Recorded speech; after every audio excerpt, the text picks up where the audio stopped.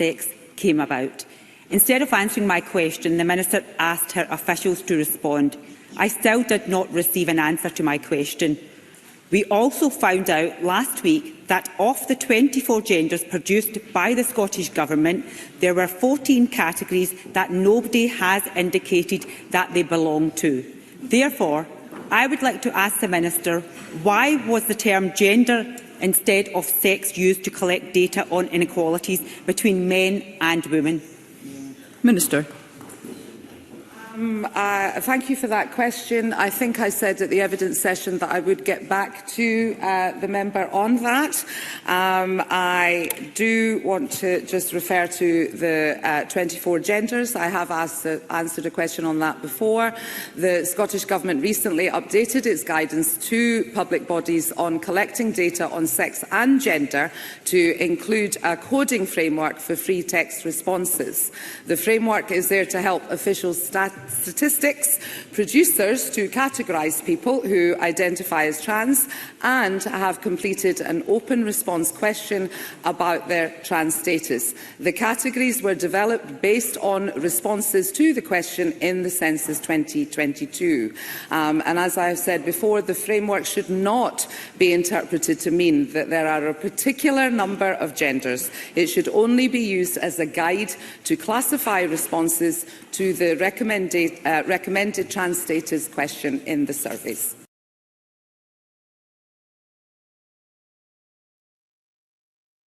"24 genders in Scotland." Just for anybody that's not aware, including yourself, Sensum, let me zoom in on this. This is legitimately Scottish Government guidance. What gender were those fucking demons who were speaking? Because I'm confused. Because it looked like two witches and another witch over the shoulder of that woman who was doing the rebuttal in a green shirt. It looked like, well, I couldn't decipher whatever they fucking were. So I'm assuming you've no heard about this, have you? I've not heard about this particular case, but I mean, based on the shit that we've seen before, 24 seems a bit light, mate. It does. But just to go through them, right? So this is the Daily Mail. Just briefly, it says the SNP government has been branded disconnected from the real world, after allowing people to choose their gender from a list with 24 options. Trans people in the country can choose some options, including, and I'm going to get to them, so I'm not going to read that bit out. But the list was attached last week to guidance for public bodies in Scotland who collect data on sex and gender, allowing them to classify freehand answers given to questions about trans status or status, whatever. But here we go. This is Scottish nationalism. So we've got cisgender, of course. Don't need to spell that one out. Trans man, trans woman, non-binary, and this is where it gets great. Agender, trans masculine, people who were assigned female at birth but identify more with a masculine identity. Trans feminine, people who were assigned male at birth but identify more with a female identity. Gender fluid, a person who does not identify as having a single unchanging gender. Gender queer, a gender identity that is other than male or female, or a combination, of course. Questioning, person who was in the process of figuring out how to describe and label their gender identity, right? But look at this one, autigender, an autistic person who thinks about and relates to their gender label or lack of gender label in the context of autism.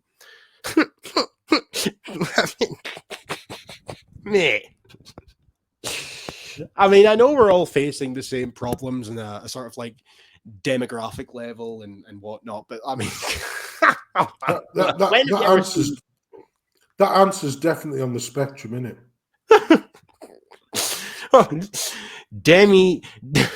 Demigender female, someone who only partially, not wholly, identifies as a girl or woman. Is that like, you know, they like the tits but not the fanny? Is that what that means?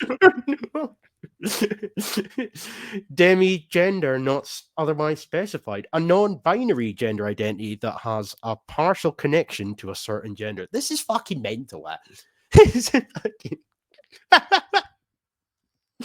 Oh, mate. Where do you think you fit in on that spectrum? I think I would like to send my. I think back in the day, I would have liked to have given my gender fluid to Charlize Theron, but she's a bit run through now, so I probably wouldn't. You know what I mean?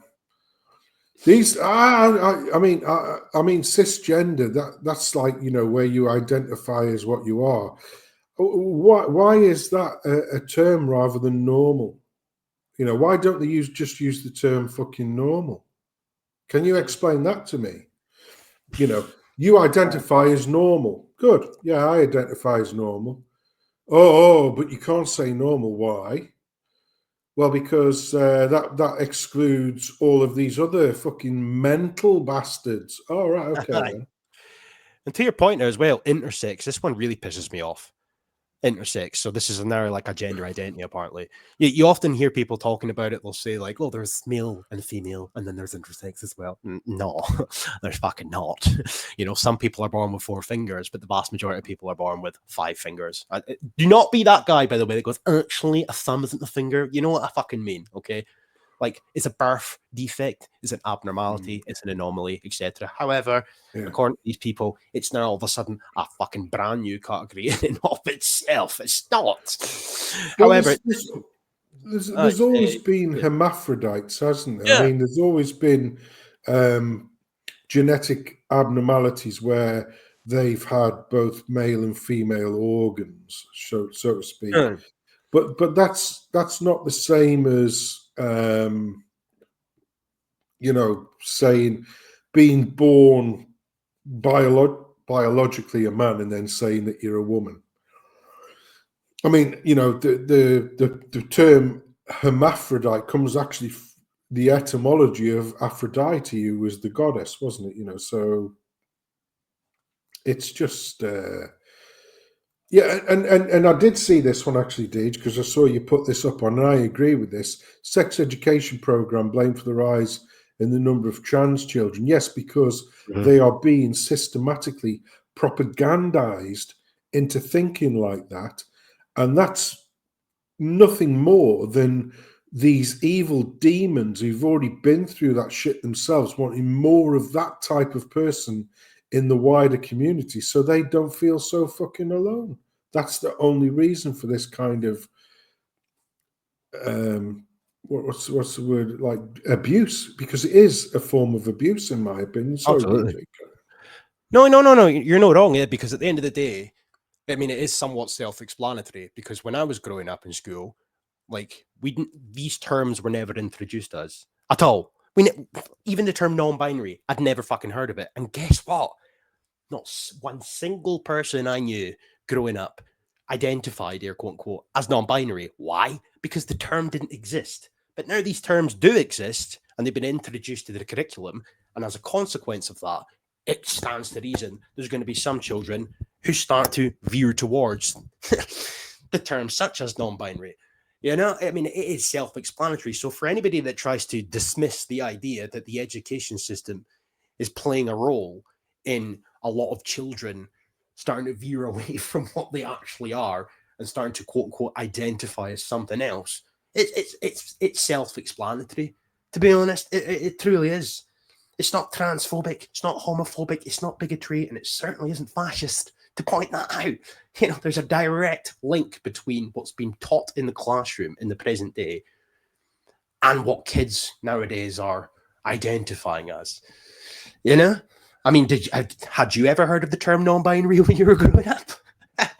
I'll tell you something now, mate. When I was at school, the only time I heard of binary was when we had fucking computer classes, and even that was shit because the computers back in those days were fucking horrendous. They were like the worst ever. You know, when I was at school, I used to have a Specky 48K, Spectrum 48K. I used to play games on the cunt. When I was at school, you had these fucking things. What were they called now? They were like a Tandy or some fucking thing like that, but they were useless because you couldn't play games on them. Nobody wanted to do computers.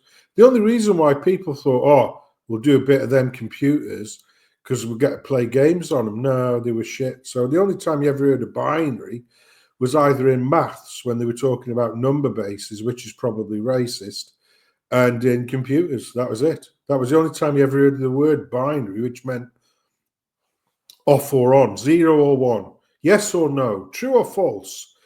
But in real, if you want to know the real terminology, as far as computers are concerned, it means plus or minus 5 volts. Did you know that, DJ? I bet you didn't. But I didn't anyway, know. we'll get beyond that. But yeah, so the way you interpret an answer, which is a yes or a no, a 1 or a 0, a true or a false, there is no tertiary argument. There is no third way, and therefore, you know, men are women, you know, they're not. So men are men, you know, so you've got XY or you've got XX. Now, even the hermaphrodites, they technically are still male because they have the XY chromosome. So fuck you. You know what I mean? It's just, it's Exactly. I mean, semantics. it's not bigotry or transphobia to point out that like intersex or even a hermaphrodite, like it's a birth defect. Yeah. You know, like they might have, like it might be a guy, for example, who's got his bobby, but he might have like an underdeveloped he might have an underdeveloped uterus inside of him. But that doesn't mean he's a different gender. It just means that, you know, a problem occurred during said pregnancy. Like I don't know if I've ever told you about this, Deej, but the first ever fucking YouTube video I ever did was about Caster Semenya, you know, the South African woman athlete. And she was a biological female. Yeah, she was a biological female, but she just had a certain fucking masculine affectation about her. And every fucker in the world went after her. I mean, it was my first ever video, and it was rough, mate. I tell you, it was really fucking rough. But it served a point whereby all of the powers that be wanted to try and pillory and ostracize Caster Semenya and make her take fucking drugs to reduce her performance when she was a biological female. She had I don't care if she had an elevated testosterone level. Yeah. You know, it was a fucking badly packed kebab downstairs. It wasn't a fucking hot dog and a couple of beans. You know what I mean? And the thing I couldn't square the circle on was how the International Olympic Committee would castigate somebody like Caster Semenya and like wanted to take all of these performance reducing drugs, just, you know, because reasons. But then in the same breath, you know, welcome with open arms a cunt like Laurel Hubbard, who is a biological man in the weightlifting division. It was like, you know, you can't fucking make this shit up. It's like, you know, Caster Semenya is a lady. She's a successful athlete. But in the 2012 Olympics, there was a Russian athlete who beat her in the 400, I think it was the 400 meters. And she was fucking Caster Semenya didn't even get a look in because a biological woman who was fueled up on fucking steroids could beat Caster Semenya. So it wasn't as though her advantage was like, you know, what we see currently with the likes of, you know, Leah Thomas swimming and fucking Laurel Hubbard, and that, although I reckon that cunt through the Olympics just to sort of, you know, assuage the, oh yeah, they're not as strong as women. Bullshit. It's all fucking bullshit. We've seen time and time again. I saw one the other day where a young girl, and you can look this up as well, a young girl on the spectrum, autistic spectrum, who played for a local women's team, has been banned for 6 matches because one of the opposing team was a 6-foot-odd fucking bloke with a beard, and she had the audacity to say, "Are you a man?" and got a 6 fucking match ban, and it's gotten the the publicity whereby the Free Speech Union is now taking on her case to get her 6-match ban overturned. This is where we are. A young girl, 15, 16, 17-year-old girl or wherever she is, up against some fucking, Garth with a beard and saying, "But you're a fucking fella." "No, I'm a woman." "You're a bad person." Well, you're fucking, beating the fuck out of all of our defence. So, but then you can't make this shit up, can you? And the reason why, and it's not now, but it's like I say, people. There's been a lot of fucking deviant types who've been waiting in the wings for this kind of shit to happen to identify themselves as something that they're not. But the most insidious thing, which is what she's saying here, is now kids are saying, "Oh yeah, I'm a trans, I'm a this." And I would say that 99, if not more, % of those cases where kids are saying, "Yeah, I'm a trans," particularly between the ages of, 5 and 13, shall we say, at the very least, or up to 15, who say that they are a trans kid, it's because of the notoriety and the adoration and the, "Oh, I know somebody who's a trans." They get all this kind of incorrect affirmation because it's the current thing, it's the trendy thing to identify as a trans.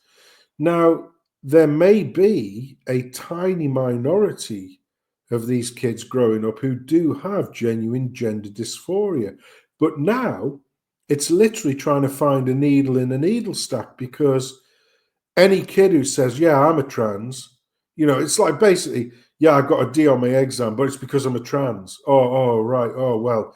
Oh, you must have been struggling mentally, so we'll either bump that up to an A plus, or we'll let you take it again in your own time with as much assistance as possible. It's all to do with victimhood status, isn't it? At the end of the day, you know, it's like a get out of jail free card. Do whatever you fuck you want. Like, "Oh, we're going to expel you." "Oh, but I'm a trans, and I've been suffering with my mental health or whatever." "Oh, right. Well, we didn't realize that." Yeah. The education, the normal education people go tilt because they don't know what to deal with it. And all of the fucking demonic fucking pushers of this shit sort of sit there smiling and nodding, thinking, "Yeah, we're winning here." It's an absolute fucking travesty. Anyway, mate, I'll let you read the rest of the. Sorry about jumping in there, but it's fucking. It's horrendous, isn't it? Because they're saying it now. The Times are even saying it. A sex education program blamed for the rising number of trans children because they what's the word I'm looking for? They heroize being a trans, don't they? Yeah. So if you can be, if you're like a fucking insignificant cunt, which 99% of school kids are in that school, it's only like the fucking sports people in the SWATs or whatever who get the big adoration votes. All these other kids feel left out. So the easiest way to get some fucking adoration points is to say, "I'm a trans," and then let all the other kids go, "Oh, that's so great." So half of the time, they don't even believe it themselves. They're doing it to get a bit of fucking recognition, basically. And on top of that as well, they've normalized the abnormal. And I know this is really what would be considered low-hanging fruit or a cliche type of shit, the sort of stuff you would expect even a bystander to come away with, but it's still relevant. Back in the day, there was tomboys, for example. I don't know what the equivalent is for the opposite sex, but we're at a point now where the second any child sort of veers away from what would be considered gender stereotypical, the second they veer away from that and start focusing on other things, so it could be a wee girl who doesn't like dolls or pink, and whatever, and if they prefer football and wearing male clothing or boys' clothing, etc. There you go. You must be trans. Then that, and on top of the fact as well, I think it was like 2018 or 2017, they officially demedicalized gender identity disorder and renamed it to gender dysphoria. It used to be a medical disorder, or was at the very bare minimum considered a mental disorder of sorts, sort of like body dysmorphia. They have effectively opened Pandora's box by demedicalizing it. And now we're at a point where kids are identifying as fucking animals in some instances. And we've got kids identifying as a plethora of different gender identities because of what they are getting in their textbooks. Yes, 100%. And to answer your initial question about, I don't know what it is for the other way around, I would say it's effeminate. Yeah. Yeah. Because but is there an actual word for it though? Tomboy? Is there an equivalent of that word-wise? I don't know. There isn't one. It's just effeminate, as far as I'm aware. But I knew a lad. Right, when I was at school. I knew a lad. Right, and he was as queer as Christmas. He was as camp as Christmas, yeah. And he was a good lad. He was a canny lad, but he came across as being like, fucking effeminate, yeah. One of the biggest womanizing bastards you'll ever fucking meet, and I say, what the fuck? And he goes, oh yeah, because I used to get to see all the bits now, because they didn't think I was like a fucking. They used to treat me like a girl, and I was getting all the little tidbits and that, and I was like, yeah, I'm loving this. And we say, we all thought you were a poncer. we all thought you were a poncer, and he goes, nah, no, that wasn't my shtick. My shtick was, just be around them to be with them. Do you know what I mean? He was. I tell you, he was a fucking card. He was he fooled all of us, put it that way, because we were like saying, don't be fucking bending down to get the soap in the shower. That lad, he was Jack the lad. It was only years later, mate. I was off stage beforehand. I was telling you about me last time I was down in Stoke. Well, it wasn't the last. It wasn't the last time, but it was a couple before that. I was in the pub, one of me dad's local, when it was still there. It's been fucking bulldozed. It's a fucking Nissa local or something now. And I was in there and I was speaking to a couple of lads, and he goes, oh, do you know about this youth? I said, oh, yeah, I remember him, yeah. Fucking hell, that was a weird one, wasn't he? He goes, yeah, it's fucking, he said, he said, and the names of the girls he listed off. And I went, really? He goes, yeah. And the other girl, it's like, really? He goes, yeah. And these were like sort of the knuckle biter girls, like you're like, oh fuck, she's gorgeous, she's a really nice girl. And apparently this lad, he'd knocked two of the cunts up, and he was like, he was going around like, Campus Christmas, like fucking, that fucker off BBC, that fucking, pretending to be Campus Christmas, fucking no such thing. He was a right fucking little bastard, shall we say? Knocked two girls up, and I was like, I would never have thought it. And he goes, well, there you go. I said, did he just get the blame? And he goes, nah, they're fucking his kids. It's like, that's very fucking interesting. That, and there was us, like, us hard boys, us footballers and fucking rugby lads and that. And we never got a fucking look in. If we'd have maybe had put on a bit of the old limp wrist, we maybe got a shout, Fucking hell. Oh, mate. Jesus Christ. Oh, dearie me. Right, anyway. I was going to elaborate on that point and give you some tips, but, I will just say you should have just put on a tracksuit, mate. You would have been successful. Anyway, enough about that. Just to sort of conclude this segment, Noah, because there is a few statistics in this article. So it says here that a controversial sex education program being taught in Scottish schools has fueled an explosion in the number of transgender children over the past decade. It's being claimed. Data shows that there's been a rapid rise in the number of young people questioning their gender identity or experiencing dysphoria. At the end of the last year, there were 1,100 children under 18 for gender change treatment on the NHS in Scotland, including dozens of youngsters aged 10 and dozens of youngsters aged under 10 and 2 aged under 5. Fucking what?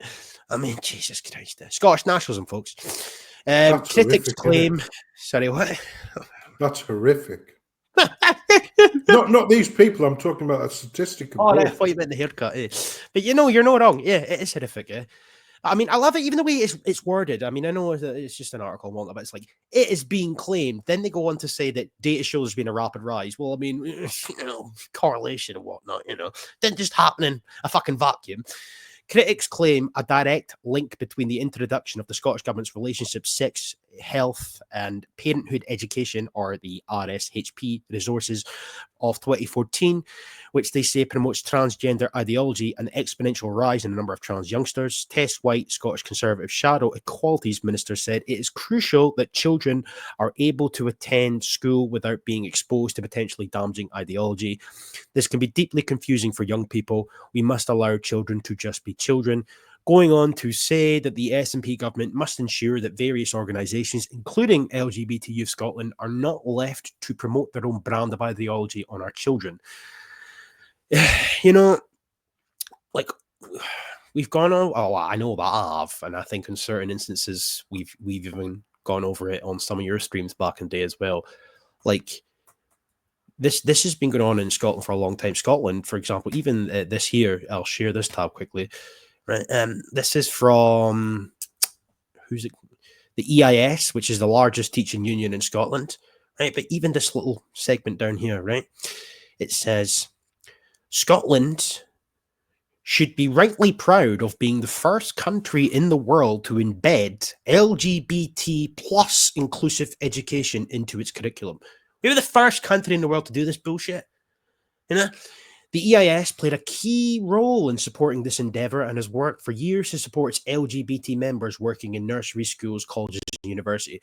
And it's like we go full circle to a certain extent because of what we were talking about prior, in the sense that, like, prior to like this stuff being introduced to children, this was never a thing, like it went, and it is the slippery slope fallacy in many respects, because it started off as like, oh, just gay marriage, just accept people for who they are and whatnot, right? Then all of a sudden came like the rainbow flags on like classroom walls. Then they got a month for themselves, gay pride, etc. And it's gone from gay pride to LGBT plus, etc., etc., etc. The never-ending fucking acronym, and as a consequence of that, you're seeing more and more kids who are, quote unquote, identifying as something other than what they biologically are. It's not a coincidence. It's clearly a consequence of the education system. And before I let you jump in there, and I have said this before in the past, one of my mother's friends, she's a teaching assistant,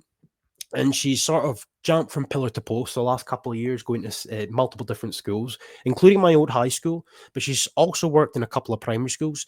And every single school that she has been in, and I think she's been to about 4 or 5 in the last 3 years or something, every single school, whether that be secondary and or primary, the same thing she can see all along the corridors, all along the classroom walls and whatnot. LGBT bullshit on the fucking wall, rainbow flags, pride flags, and not just that, a lot of BLM bullshit as well. It's fucking everywhere now. But the fact that it's actually enshrined in Scottish law, that was Nicola Sturgeon's government that did that.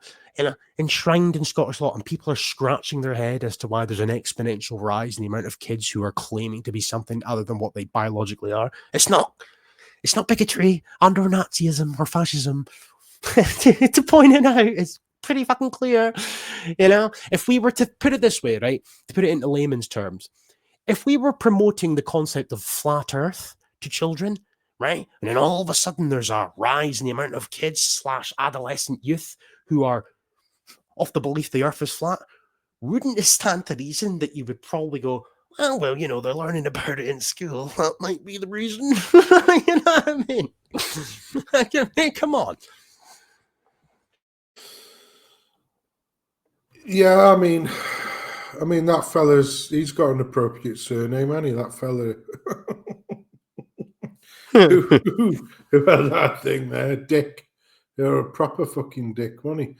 But The problem is, we all know the long march through the institutions is based in communism, communist rhetoric, bio-Leninism and all that lot. And there doesn't seem to be any kind of abatement to that. And a lot of that is through cowardice. A lot of that's through people not talking up, because everybody knows, the MPs and whatever, the ones who were asked what's a woman, they wouldn't fucking answer 99.9 times out of the time, because they were fucking scared that, oh, what's the public consensus today? If I answer wrong, I'm going to be out of a job tomorrow. So, they're all fucking cowards. We all know these people. They don't, the vast majority of them don't believe in any of this bullshittery, but they go along with it because the NGOs have propagandized it into, society as a norm. Are you familiar with those TED Talks, Deej? Those fucking, is it TED Talks? Like, you get people on who are supposed to be fucking knowledgeable about a particular. You what, mate?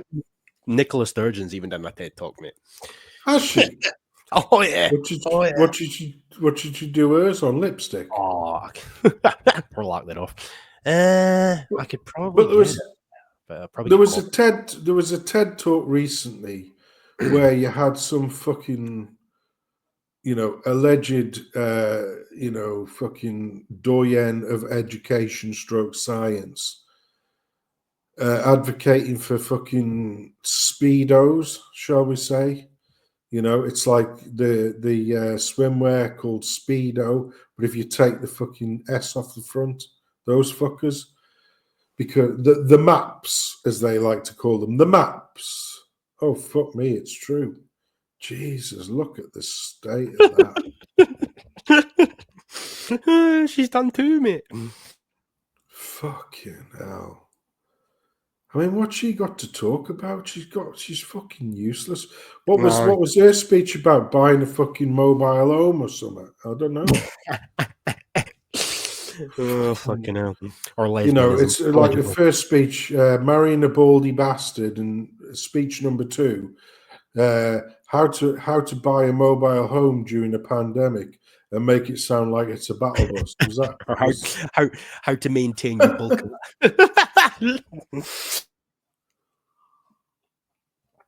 Honestly, these fucking demons have no clue. But yeah, there was a TED Talks where there was a bird given airspace and time, literally advocating for pedo rights, basically. Yeah.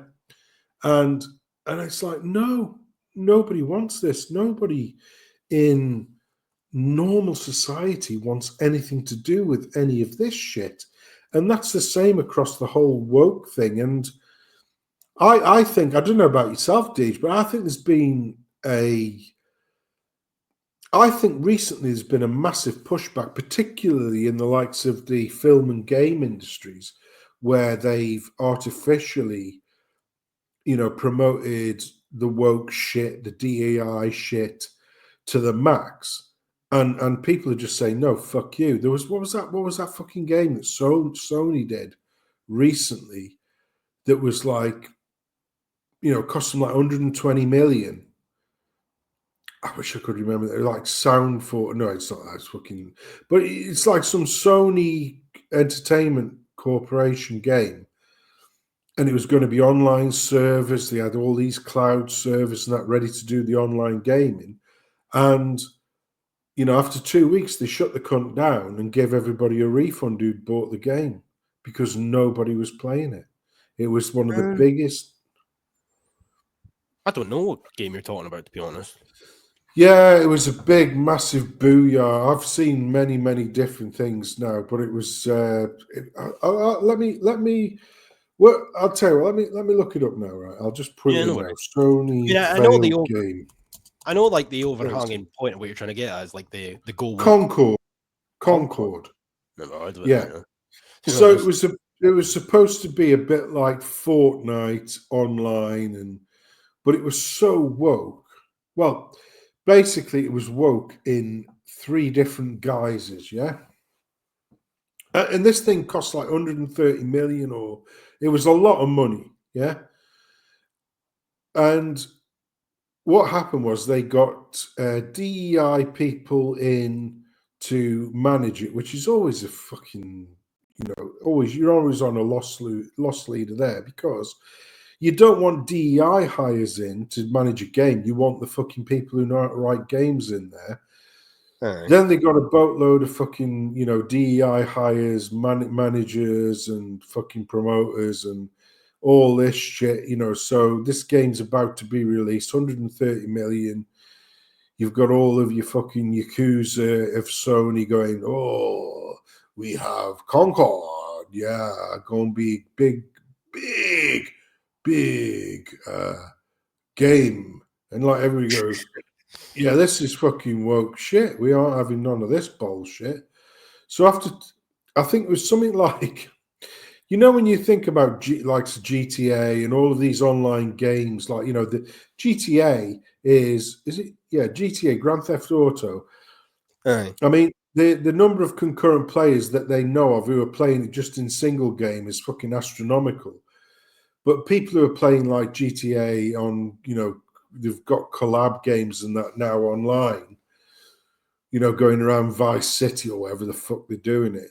It's tens of thousands. Yeah, it's like fucking hundreds and hundreds of thousands of people in different worlds and in different games. But concurrently, there are hundreds and hundreds of thousands of people playing GTA collaboratively online.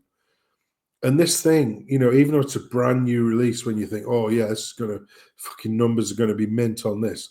I think the maximum they got was something like 2,000.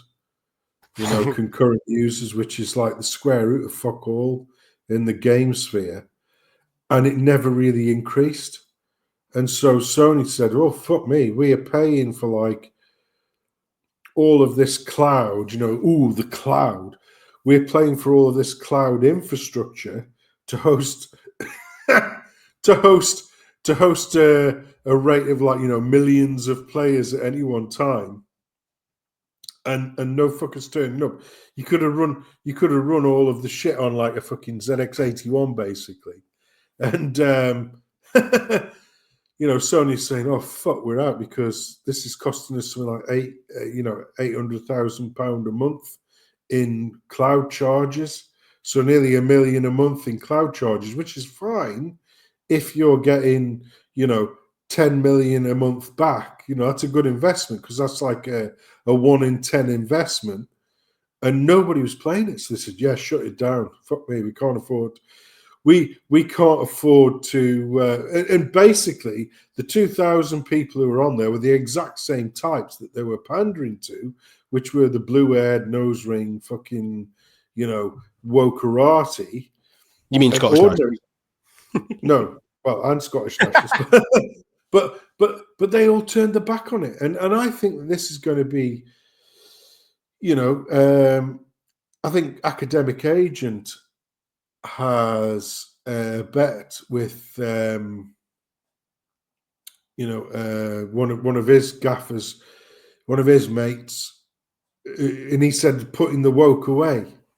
And even if Dame Keir doesn't want to put the woke away, he'll be forced to do it because the Don, Donald J, and the J stands for Jerusalem Trump, he'll be he'll be putting pay to all this bullshit.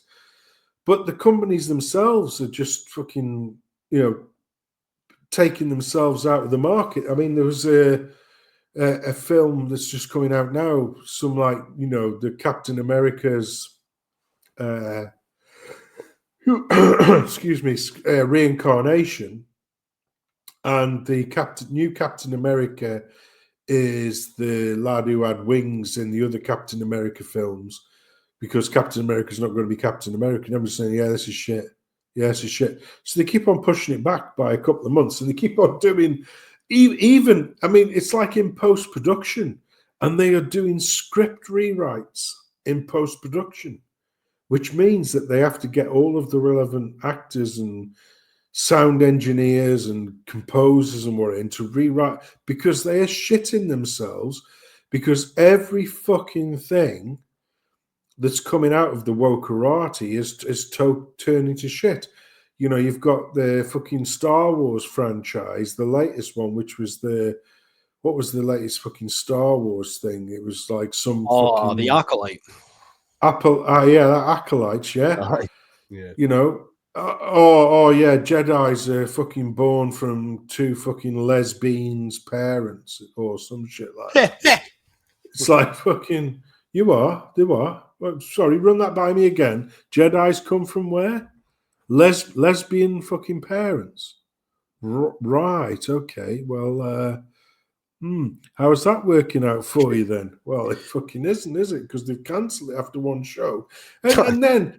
You know, they've got the main bird who was in that, you know, the main actress bird saying, oh, that's because people are racist. It was like, so do you think for one moment that the keepers of the law, shall we say, the Star Wars law, or the absolute mammoth fans of Star Wars would have thought a lot more of the Acolyte if the main protagonists had been fucking, you know, crystal clear, white as the pure driven snow, blue-eyed, blonde-haired bitches? Is that what you're thinking? Because let me tell you now, I'm pretty much thinking that, you know, the ordinary Star Wars fan would have said, no, you're still shit, and this fucking shit didn't happen. You know, you are not Jedis because you were born from lesbian fucking mothers, you know. You know, beam flickers don't produce Jedis, you know.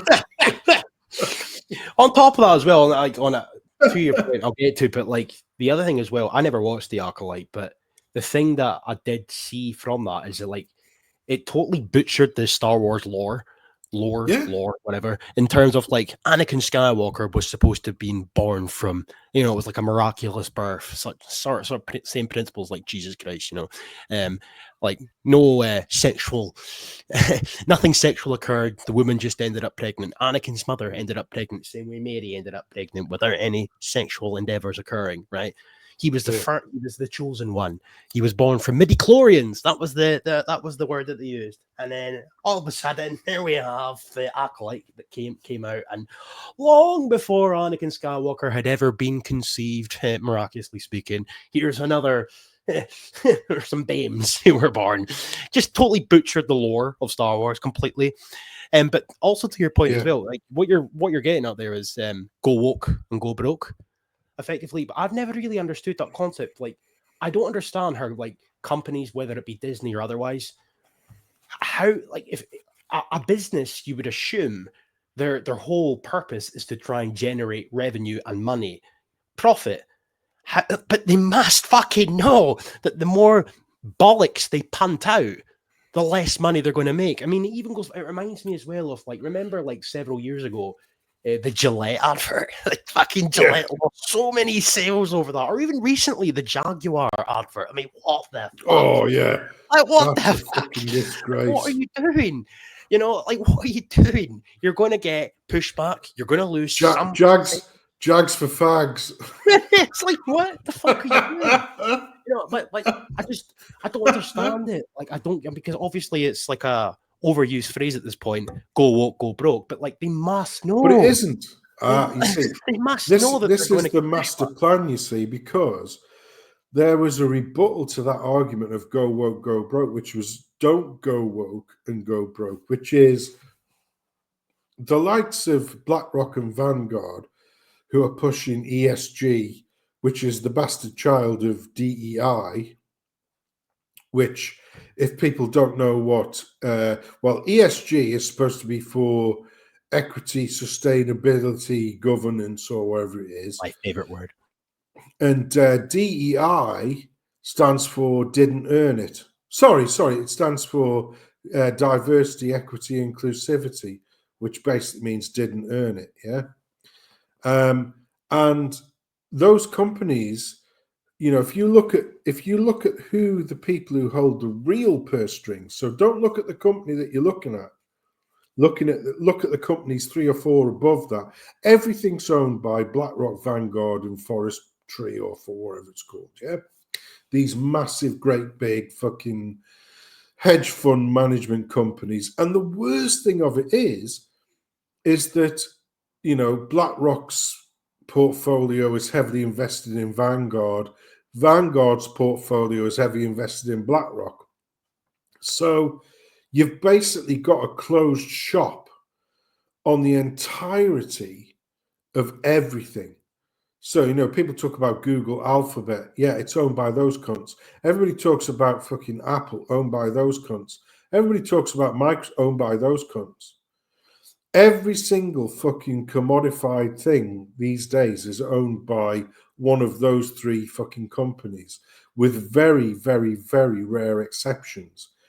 And where it isn't owned by them, when it becomes the potential to buy it, even if it's over book price, they'll fucking buy it because they want the entirety of everything that can be commodified under their own portfolio for their own globalist agendas. So the whole notion of go woke, go broke was the original thing.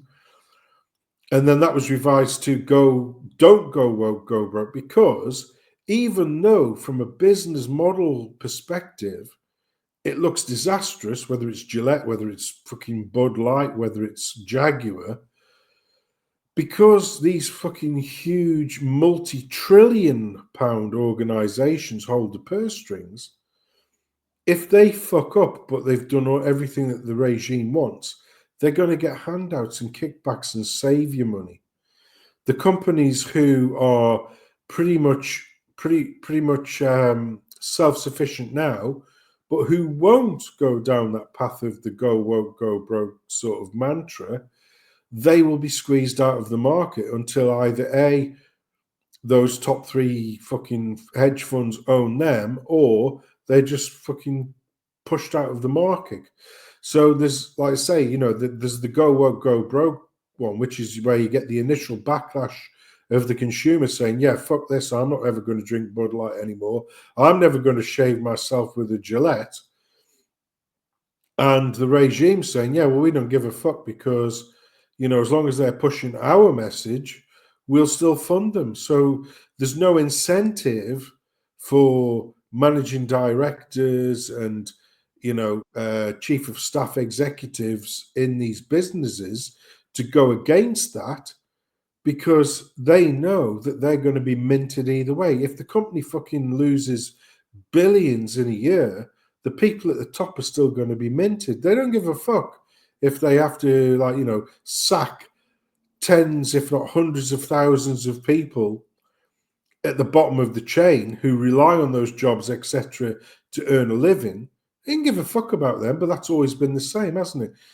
As long as the money stays with the money, fuck everybody else.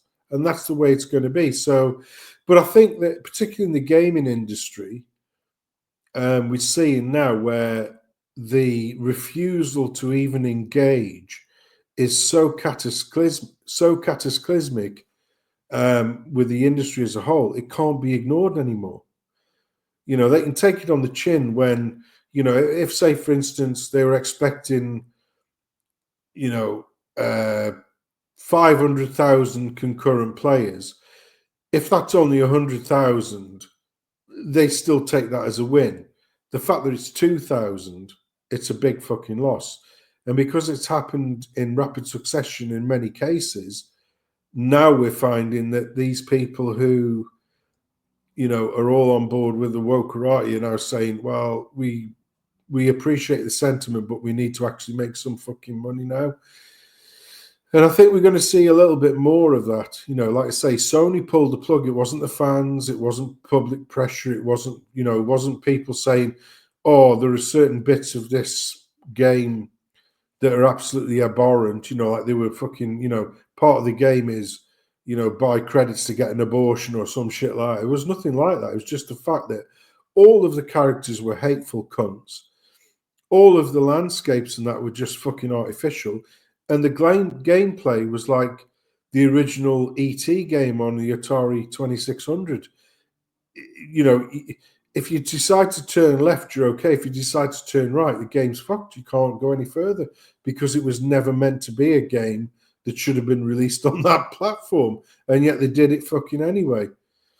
So, like I say, there's still a lot to be said for the go woke don't go woke, go broke mantra. Yeah. But I just think that when the losses are cataclysmic, they can't ignore that anymore. And like I say, Sony pulled the plug on Concord, this so-called, basically what they were angling for, that it would be a fortnight beta. Now, in order for it to be a fortnight beta, then you would need to be able to persuade everybody on Fortnite, who are all fucking soy fucking latte drinkers anyway. It's not as though you're chasing after a hard market, but you're going to have to convince these fuckers that your product is a lot better than theirs.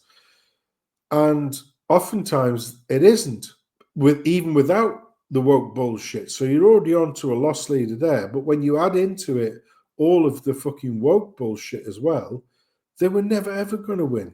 You know what I mean? Yeah, I do get, like, the last thing I'll say in this as well, though. Like, I do get your point, but I still can't really get my head around it. Like, for example, there's so many channels on YouTube, such as like The Critical Drinker, and there's multiple other channels of a similar nature.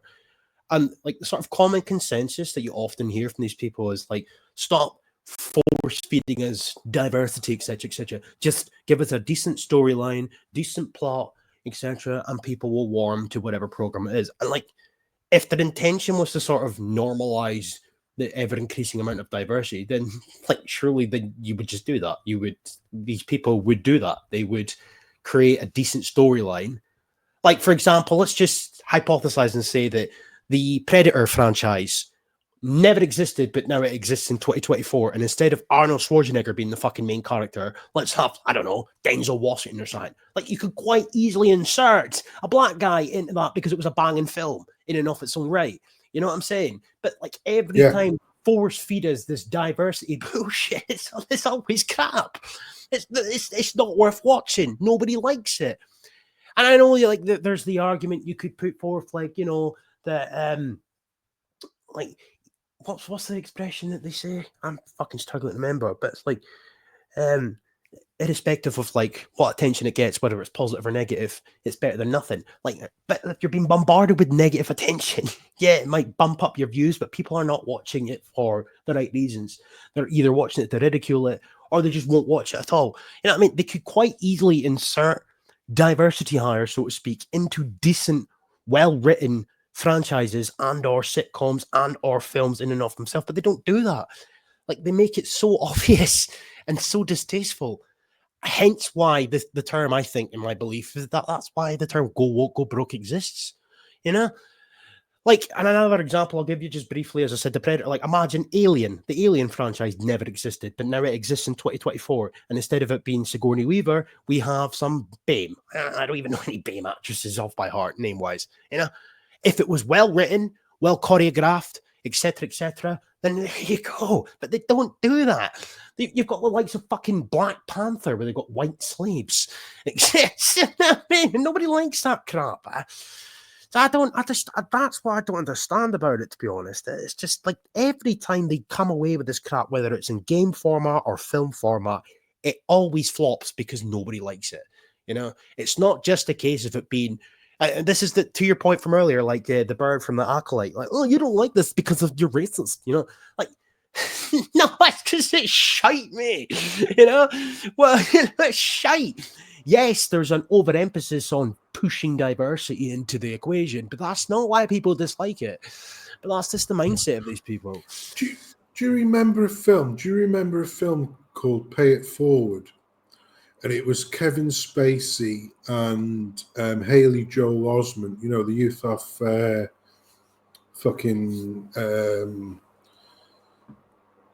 Sixth Sense, you know, that young youth, yeah?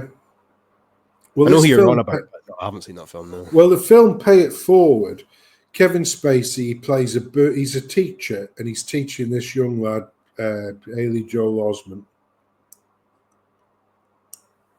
the kid off The Sixth Sense, and he's a burns victim, and the burns victim lad ends up fucking having a you know, becoming fond of the lad and his mother, blah de blah. In the book, in the actual book, which I don't know why nothing more was made of this, the actual character in the book was a black man. Yeah, in Pay It Forward, the character in the book was a black man who was a burns victim. Now, and this was sort of, I would say, mid to late 90s. I can't remember exactly when Pay It Forward came out. But it was when Haley Joel Osment was sort of the same age as he was in AI and in Sixth Sense. So he was a young lad, yeah, a young boy. And nothing was said, the fact that Kevin Spacey was portraying this particular character. Why? Because it didn't matter that Kevin Spacey was white or black, because that wasn't part of the discussion. It wasn't part of the character. It wasn't anything to do with the story or the narrative. So you could quite happily replace, the same as what you were saying before. You know, if you were to do Predator, but instead of it being Arnold Schwarzenegger, it was Denzel Washington, equally believable, because, you know, that's just the situation all of these men found themselves in against this fucking alien. Being black or white wasn't a thing. That was not part of the story.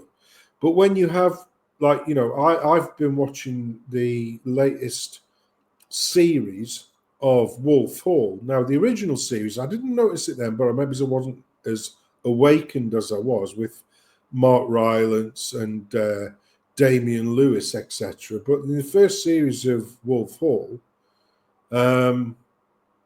which I thought was really good, you know, the story of Henry VIII following his divorce to Catherine of Aragon and his marriage to Anne Boleyn. And then this picks up after the beheading of Anne Boleyn through the marriage of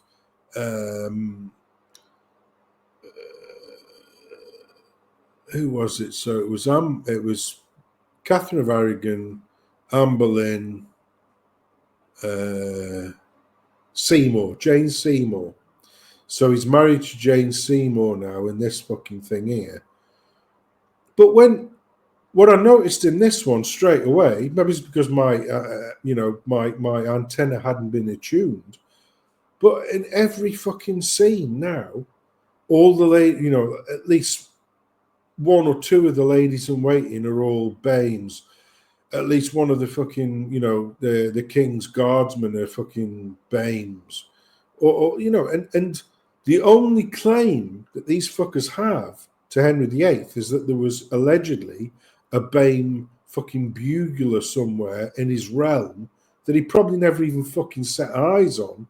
And this now excuses them for having all of these fucking BAMErs in these fucking historical programs. And it's like, that's where it falls apart. That's where it's not believable. You stick some cunt out in space, in a million years in the future, doesn't matter if they're like black or white, man or woman or what the fuck ever, because it's well in the future.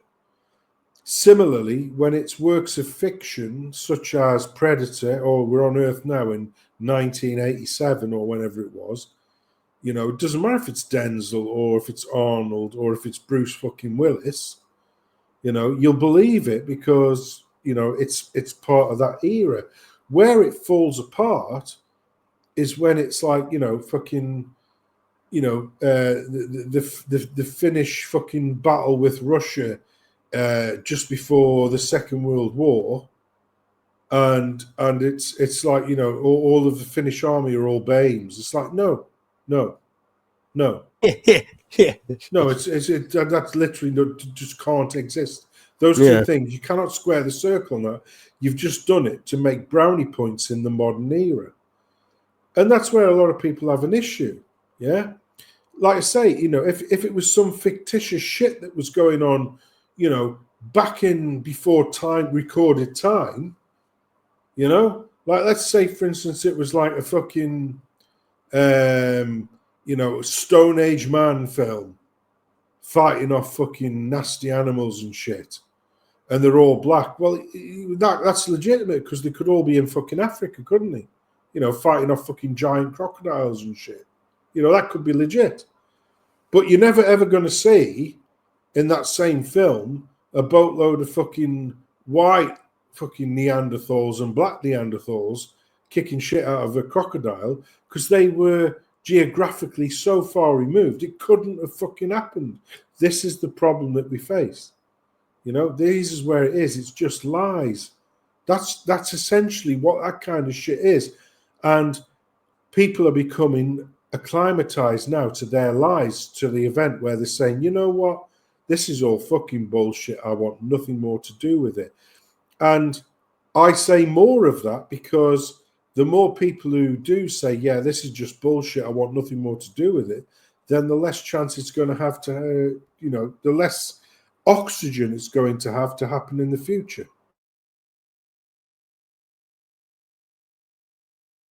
Here for that. I agree.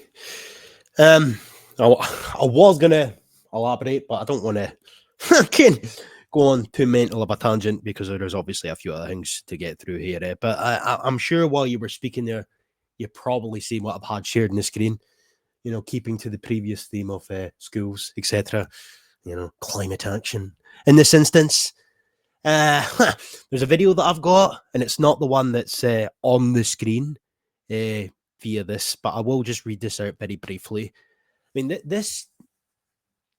I actually fucking detest what's going on in schools, to be honest. I'm very, very glad that I am not in school at present, to be fair, because if you grow up amongst this stuff, it's very difficult as a bystander to decipher how the hell you could obtain the ability to critically think, and as a consequence of such, realize that what you're being taught, your quote unquote, is fucking bullshit. But nonetheless, what is climate action schools?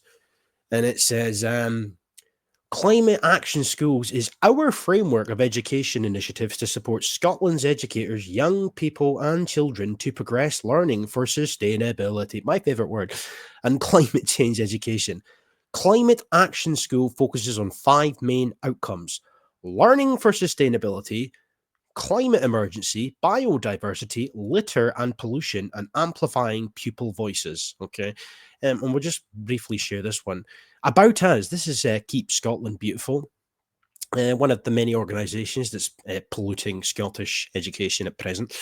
I mean, I don't know what happens down in England, but I'm probably going to go out on a limb here and say that there's probably similar organisations down there, but I don't necessarily know if they get the same amount of fucking praise and funding that the cunts up here get. But regardless, Scotland is beautiful, but we can't take it for granted, which is why we are your charity, inspiring action for our environment. Our vision is for a clean, green, sustainable Scotland. Our mission is to inspire changes in behaviour to improve our environment, the quality of people's lives, their well-being, and the places that they care for. We want to keep Scotland beautiful, And then it goes on just briefly here. Our strategy for 2023 to 2026 outlines how we will inspire environmental action as we continue to work with the Scottish Government, of course, communities, schools, businesses, local government and public bodies, and the many individual volunteers who support our vision of a clean, green, sustainable Scotland. And here they are. Well, this is the sort of bullshit that you can expect to see in a Scottish context. I have played this. I think the last time I showed this video was when I was live with David Clues, like fucking 8 months ago. I don't know if you've ever seen this, Sensum. I'm going to put the speed up on it. It's 125 already.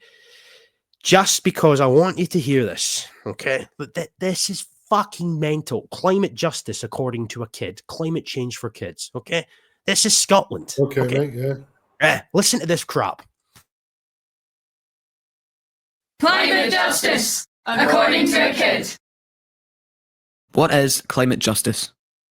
Climate justice means to talk about how climate change affects people, not just the environment, and how it affects some people much more than others. Climate change is very unfair that way. The people who did the least to cause it are already suffering the most, while the people who did most to cause it won't feel the effect for years. Climate justice means we focus on and help those people worst affected right now. We listen to their voices and make decisions that help them. But to understand why climate change affects people differently, we need to travel back in time. Hundreds of years ago, European explorers began travelling to other countries and continents, looking for trade. They sailed to places where people already lived, places rich in natural resources and culture. The Europeans decided that they wanted it for themselves. They began to take over and colonise these places, taking what they wanted, including people for slaves. They did this in many, many countries. This meant that the colonisers became very rich, and the people they colonised became poor, and lost a lot of their natural resources, like forests, good farmland, clean drinking water, and their indigenous knowledge. Then a couple of hundred years ago, we had the Industrial Revolution. Fossil fuels were burned to power factories and to ship goods and materials around the world. This meant there was huge demand for natural resources like wood and coal to burn. This caused huge destruction of ecosystems, especially in colonised countries. The Industrial Revolution was the start of climate change. Also, the idea of racism was invented at this time to justify the enslavement of black Africans. In European countries, during the Industrial Revolution, poor people moved from the countryside to big cities to work in factories. They lost their land. Stop it there. Just stop it there, mate. Okay. To enslave black Africans. Yeah. Were they literally the only fucking slaves in the world?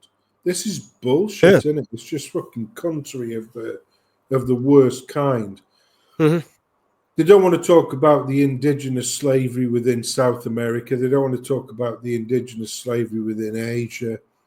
They don't want to talk about the indigenous slavery within Europe. Every fucker else just enslaved black Africans. The most fucking cunts who enslaved black Africans were, guess what? Shock, horror, black fucking Africans. Absolute fucking bullshit. I vaguely remember this. I don't remember Dave Clues being on this thing here, but it's just fucking chatter and nonsense. You know what? You know it's just all black. No, it isn't. And climate justice. What the fuck has climate justice got to do with slavery anyway? It's just a fucking. It's a leap. It's a stretch. It's just bullshit of its finest fucking form to make all of those things, all of the woke things, all of the fucking regime talking points fit into these little fucking Lego blocks like what they've got on the screen now. It's just complete and utter bullshit. Complete and utter bullshit. Yeah. Climate justice is effectively, they do a lot. I'm not playing the whole thing. There's only like about another 30 seconds or so, and then because it does go on for fucking ages. But I will play the rest of it in a second. But climate justice, effectively, put it into its most simplistic form, is the idea that white nations, aka Western, aka or Northern Hemisphere countries, whatever, they should be redistributing their wealth to the Southern Hemisphere countries, aka the brown and or the black countries, right? We need to redistribute. So it's just the same pish. It's just communism again, more or less, redistributing our wealth and whatnot. But it's the fact they're teaching this to fucking children. Like the video that I'm playing is from a fucking primary school in Glasgow.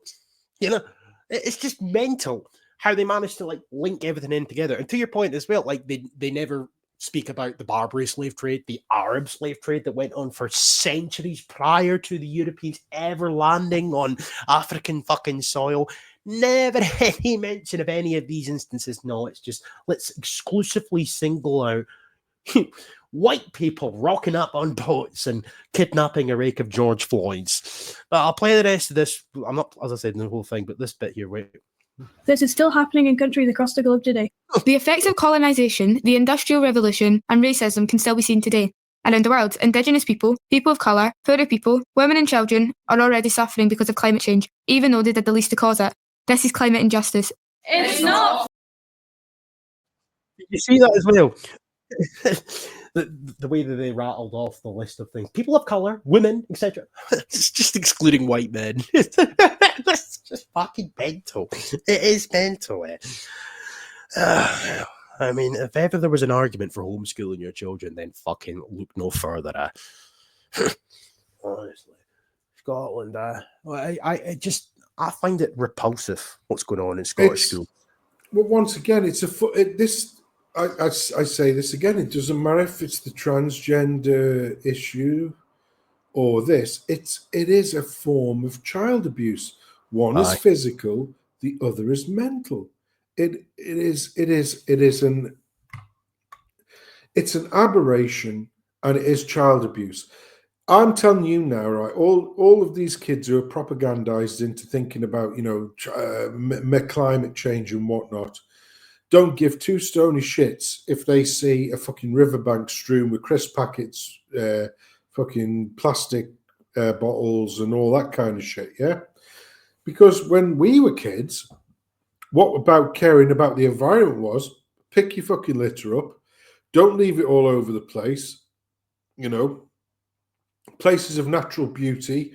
Don't be a litter out. That was what it was. Don't fucking pour chemicals into your rivers and whatnot, which obviously, if they're fucking, industrialists, they don't give a shit anyway, do they? You know what I mean? But ordinary people, we took heed of that. And, I showed you privately on a stream where I used to live, and the rolling fields how it used to be, and now it's just a fucking bramble shithole, which the local council have now called it as rewilding. Whenever any cunt fucking council says rewilding, it basically means we can't be fucked on to maintain that area, or we haven't got the money to maintain that area. So in order for us not to admit that we are failing miserably at every fucking thing that we are supposed to do for our council, people who are within this council catchment area, we got to call it rewilding. That's great. That's wonderful. But I can't remember the last time I was somewhere rewilded with a couple of fucking old fridges, a settee, and about 95 fucking used condoms strewn everywhere. I haven't seen a fucking red squirrel running around like thinking, oh great, we've got some old fucking car batteries we can fucking run in and out around about. You know what I mean? It's just bullshit. It's an excuse. It gives councils an excuse to do fuck all in the regional areas that matter, and then say, oh yeah, we're just rewilding that area. No, you're not. You're just leaving it to become a fucking absolute aberration. And that's the same with all of these initiatives. They're either designed to demonize our greatness in the world, turn children against their elders and or their parents, whichever comes first, to confuse children into believing things that are not true, and to basically just turn around and say, all of us newcomers who've come into this country have a chip on our shoulder the size of fucking Ayers Rock, and therefore anything that you've done in the past needs to be demonized, even though we're sat here with our fucking hands outstretched for every fucking give that you're prepared to give us. Because, if you were to give us the free ticket back to wherever the fuck we were from, not one of us are going to take it, because we know it's a hell of a lot fucking worse over there. Fuck you, you cunts. Fuck you. Fuck you, cunts. You know what I mean? You're over here on a free give. I don't give a fuck if you're born here. If your parents came over here from shithole X, you're still getting the benefits of everything that my fucking ancestors fought for, not yours, you cunts. Yeah? And yet you're still sat there with your begging bowls out thinking that you deserve the world. You deserve nothing. You deserve nothing. If you're contributing, good for you. The Exchequer will get your taxes, not me as an individual. The Exchequer gets those, and you can live happily. But the vast majority of fucking cunts, newcomers who come into this country, contribute nothing to it, nothing whatsoever. You are a net drain. So why should I, for one moment, even consider, and this impact and that? No, fuck you, because the impact that the British people had around the world was a net positive. You're fucking welcome.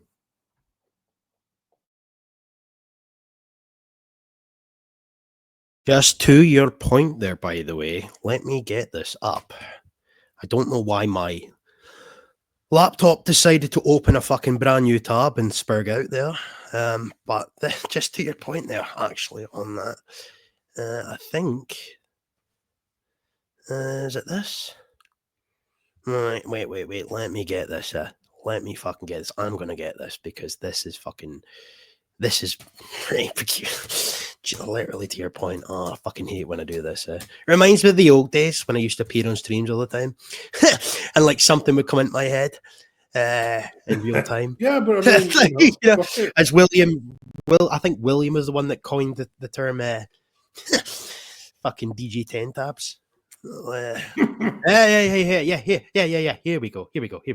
Yeah. I feel so fucking bold and brave that I found this. Here. Look at this shit. Look at this shit. Fuck off. Shelter Scotland is set to launch an anti-racism and housing network at an event hosted in Wheatley House next month. So this article came out in October, so they were meaning this month, November. However, right, wait. So the network of housing professionals, community groups and representative bodies will offer a forum for discussion with the aim of building capacity for anti-racist change and learning in the sector. But if we come down here a wee bit, right, Shelter Scotland's director, Alison Watson, said there's a growing acceptance that Scotland's housing system is broken. But what's unfortunately less often discussed is how biased it is. We know, I love when they do that. We know, well, you don't know, do you? Just talking shit. Regardless, we know that people from minoritized ethnic backgrounds are, so this is like, like race doesn't exist, like we created the terminology in order to enslave black people. Kind of like what the kids were talking about in the previous segment. Anyway, from minoritized ethnic backgrounds are disproportionately represented at the sharp end of the housing emergency, and that far too often the sector fails to meet their needs. In the worst cases, racism has forced people from their homes. Everybody working in the housing sector has a responsibility to challenge and change that reality. That means embedding an anti-racist approach into our response to the housing emergency. I hope this launch will be a significant first step on the collective journey. I mean, for fuck's sake. So, councils up and down Scotland are declaring housing emergencies, but, it's racism involved, that's the BAMS. I mean, oh my God. Oh, I don't know, mate. I really don't know. But yeah, just while you were talking there, just reminded me of that. That's just fucking mental. It's mental. But it is, though, isn't it? But it's everywhere, isn't it? It's just. Yeah. The problem I have with a lot of this thing is that there's no consistency, because you have people who advocate for one thing and then champion another, where those two things they can't exist in the same space. And it's not hypocrisy. It's just that I don't think they realize that they're contradicting themselves in times. Do you know what I mean? Yeah. I don't know what I'm trying to say. It's just like, when people say, like, oh yeah, I'm a fucking Scottish nationalist, but I think Graham Campbell's the best fucking advocate for Scottish people in the world. It's like those two things can't fucking exist. Do you know what I mean? Aye, and it's like, when it comes to stuff like that, like the same way that they do this, there's more black people in Scotland in poverty than, it's like, they're a tiny fraction of the population. Like, I'm not a mathematician by any stretch of the imagination, but like, there's a massive chunk of ethnic Scottish people, or white people, whatever you want to call it, who are impoverished or are below the fucking poverty line, etc. Right? There's a massive chunk of those people. I don't know the percentages, but there will be, right? So if brown, black, BAME, whatever you want to call them, make up a tiny fraction of said overall population, then it stands to reason a good chunk of them will probably also be below the poverty line, right? It's not racist because, as I say, if you look at the overall majority of ethnic/white people, a good portion of them are below the poverty line. It just looks at face value as if there's an anomaly there with BAMEs. I mean, I'd have to spell it out. As I say, I'm not a mathematician, but if there's a good chunk of white people that are also in poverty, there's a good chunk of white people who are on council waiting lists, there's a good chunk of white people who can't afford a fucking house, or cars or whatever, right?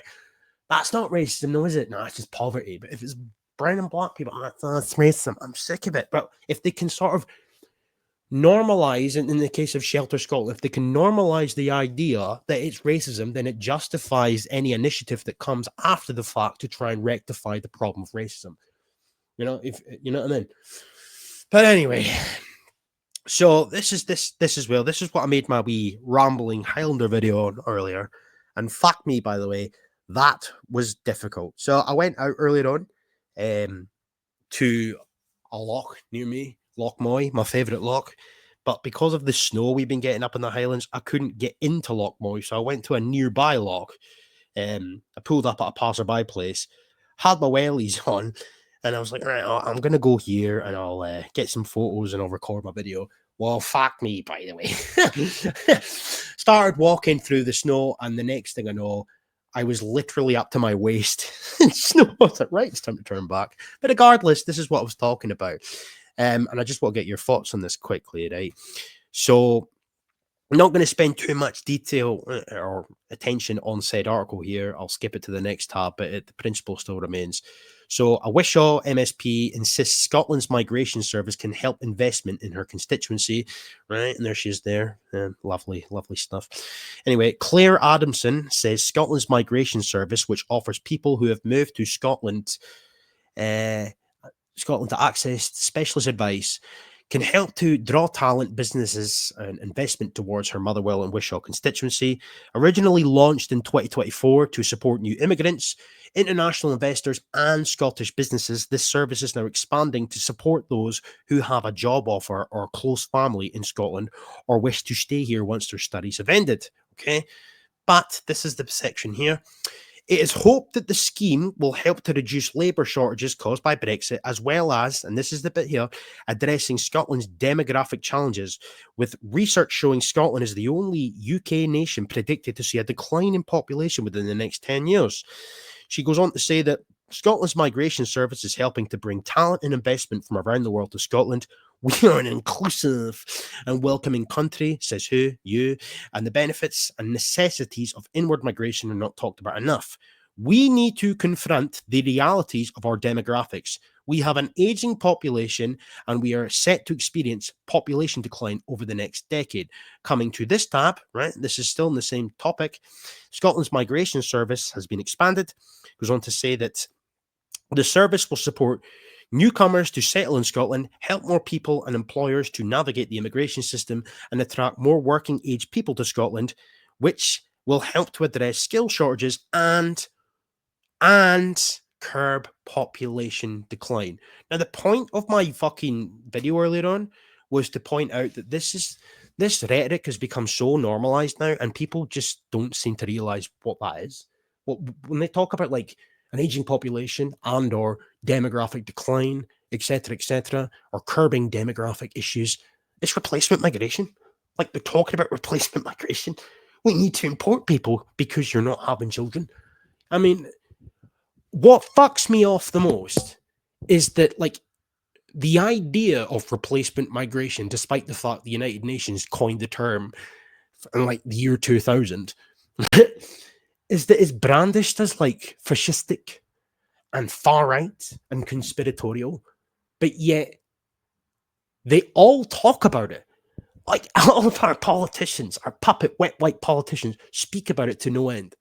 You know, curbing population decline. We need immigrants because we've got an aging population. Like, what does that mean? Read between the lines. Like, this is replacement migration. It's not a far right fucking conspiracy theory. You know, you don't need to be goose stepping towards your local Tesco's to point out that this is literally replacement migration. Just your thoughts on that before I go on to the next thing quickly. Like, I mean, it's just never ending. It's so fucking in your face. You know what I mean? You do not need to be wearing a tinfoil hat to point that out. No, and it's relentless, but it's purposely relentless because we know which way the regime's going. And like, it's different. It's on a different slant, but I don't know if but it's similarly relentless. Did you see this last week where the fucking US administration is trying to push ET as our biggest threat now? Did you see any of that shit? No, what? What's this? Fucking honestly, it's hilarious. I'm doing a stream with William on Monday, and I've called it the ET chemtrail stream because the US government were trying to big up, ET as being the next big thing because they know as soon as Trump gets in, he's going to deal with Papa Putin, and so Ukraine's a busted flush as regards to the industrial war complexes. In other words, funneling money. So they started ramping up all of these. I mean, it's literally been on 24/7, like literally 3 days solid on CNN and in these Congress meetings, and they've got these people with all these really serious faces and you've got these this Congress person saying, so what you're saying is, Mr. XYZ, is that we've been annexing alien technology for a long time. Yes, ma'am. Yes, that's what I'm saying. And we've been reverse engineering this technology for our own purpose. Yes, ma'am. Yes, we've been doing that for a long time. And for over several decades. Yes, ma'am. So basically what they're saying is, yeah, Roswell was fucking real. And the whole world's going, I don't give a fucking shit. It's not real. Nobody cares because it's clearly bullshit. And you're trying to generate, a fucking The Thing style hysteria out of bullshit because everybody fucking knows that once the Donald Jerusalem Trump gets in, he's going to have a word with old Papa Putin. Ukraine's going to fizzle out like a wet fart. So they need something else to fizzle it into. Now, because it just goes to show you, mate, you haven't even fucking heard of it, have you? This was like CNN's main story, literally continually for like 2 days. And nobody gives a fuck. Nobody cares. And because the powers that be, the regime, like the CIA and all these cunts, are watching all of these things, the 77 Brigade, all these cunts, and they're like, yeah, nobody's buying it. People have got fucking COVID deflation. Doesn't matter what these cunts say, nobody's buying it. Even if they had an alien on their doorstep with a probe up their ass, yeah, this is just fucking kayfabe. It's a bloke in a suit, you know what I mean? Even if the probe's fucking up their asses, you know what I mean? They're saying like, yeah, this is all bullshit. This is just a ruse to keep on the industrial war complex. So they know. And like I say, that was in the earlier part of the week. And they were really, honestly, I sent William a link. I've got a link. Honestly, I'll drop the link in. I'll send you the link, mate, so you can have a watch. But I saw it straight after we did our stream on Monday night, and I said, this is fucking hilarious, this bullshit. Yeah. And then on Wednesday, after this 2 days of let's ramp up fucking ET hysteria, after 2 days of that, nobody even fucking biting. I mean, you didn't even notice it, did you? I only noticed it because it came up on a YouTube feed. It wasn't like the most important thing ever.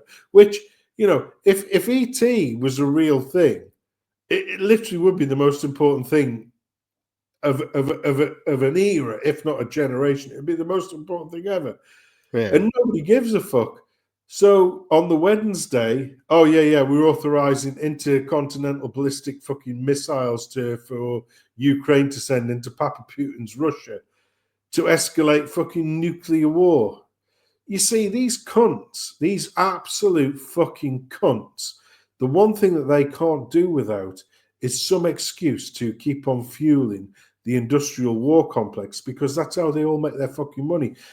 And this kind of kayfabe is exactly the same shit that you're talking about in this particular situation when it comes to like fucking propagandizing kids and propagandizing the nation and, oh, you're such hateful people and you're such fucking thing. But I'll tell you this now, there are certain things that can't coexist. There are certain things that can't exist in the same space, such as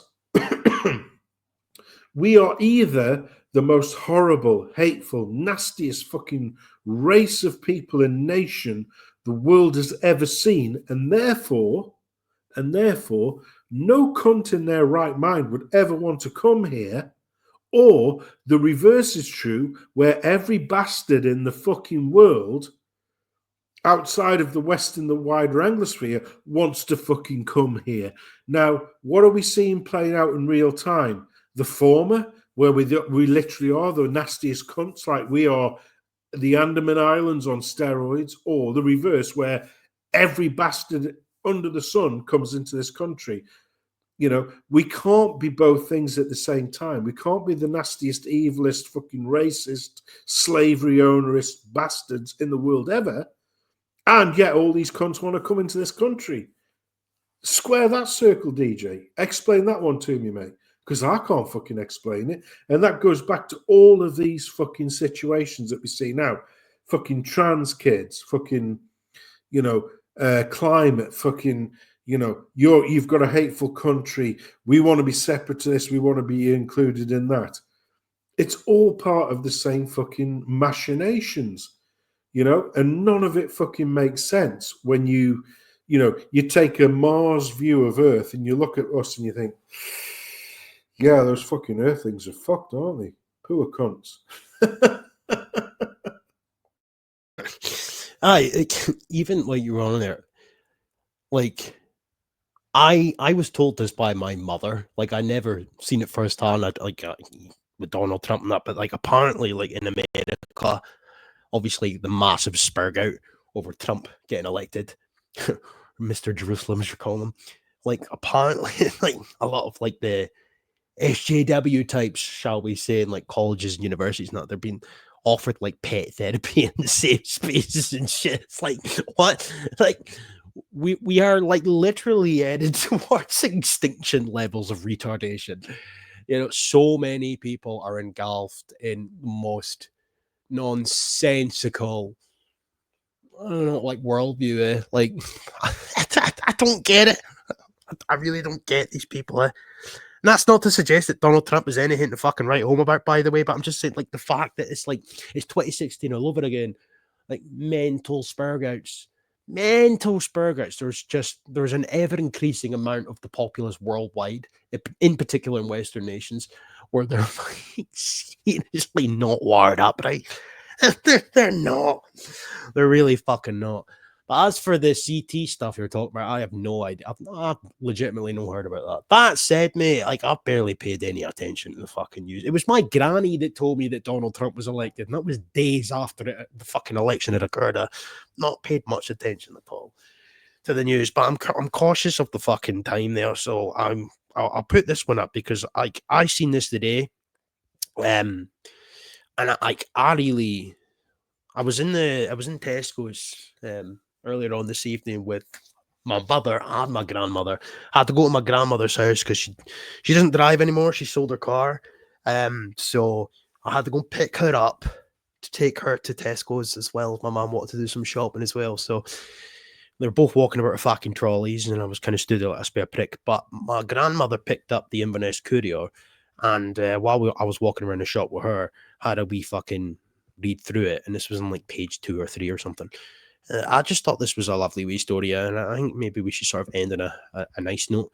Inverness Barber backs new campaign launched by mental health charity Mikey's Line, and there's a chat there. He goes on to say, sorry, an Inverness barber is urging men not to be embarrassed about talking about their feelings as part of a new mental health campaign. Sean McLeod, who's only 21, who has his own business, fair play to you, is backing the new campaign, Mikey's Line Mirror Mission, being run by the Highland mental health charity Mikey's Line. The charity is putting a call out to local barbers and ultimately hopes to roll it out to other places such as hairdressers, beauty salons, tattooists and gyms. The campaign aims to encourage men to talk and not to wait until they're at a crisis point to reach out. It has been launched as part of Men's Mental Health Awareness Month, which I'll come on to in just a second. I've never heard of that until I read this in the paper earlier on, which runs throughout November to raise awareness of men's health issues and encourage men to seek help if needed. He's quoted as saying, You do not have to feel embarrassed about opening up about your emotions and feelings. Sean, who has been a barber for the last 3.5 years, has put up campaign stickers in the mirror in his shop. He's also donating £1 from every haircut to Mikey's Line up until March, when he will do the Inverness half marathon for the charity. Just before I come on to that briefly, this here, Men's Mental Health Awareness Month, which runs throughout November. Never fucking heard of it, and we're almost at the end of November. But regardless, I hate when they put, it's the same as like LGBT month, same as Black History Month. I fucking hate when they dedicate months to random causes, etc. Like, whether it's Black History, etc., or anything else, there shouldn't be designated to a month, like, you know, regardless. But I just, I thought it was a sort of like heartwarming story to a certain extent, because there is a bit of a taboo, to be honest, about men's mental health. And as I say, I'm not going to end this pre-recorded stream on a downer, but I will say that, like, obviously, if I was to like reflect on my life, especially throughout my 20s, the first half of my 20s, I was teetotal, no alcohol, no substance abuse, no nothing like that. You know, the latter half of my 20s, not so good. You know, I've had multiple ups and downs and whatnot. However, Mikey's Line in Inverness is an absolute fantastic fucking charity, yeah. And I think that there should be a lot more emphasis on men, especially when you look at the statistics, etc. I think there is a lot to be said about men coming out if they need to, and going to organizations such as that, if they feel down for whatever reason. I think there is a lot of stigma attached to men and mental health issues and whatnot, and it is becoming a much larger problem. And yes, you can pin the blame on societal issues, or even any of the things that me and yourself have spoken about tonight, such as, like, you know, the woke bullshit or anti-white male venom, etc. But I can't say for certain that that's the main root cause of why there seems to be a statistical anomaly when it comes to young men in particular feeling the way they do.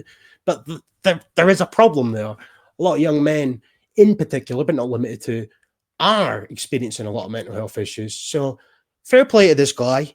And I wholeheartedly would recommend anybody that lives in the Highlands to consider Mikey's Line.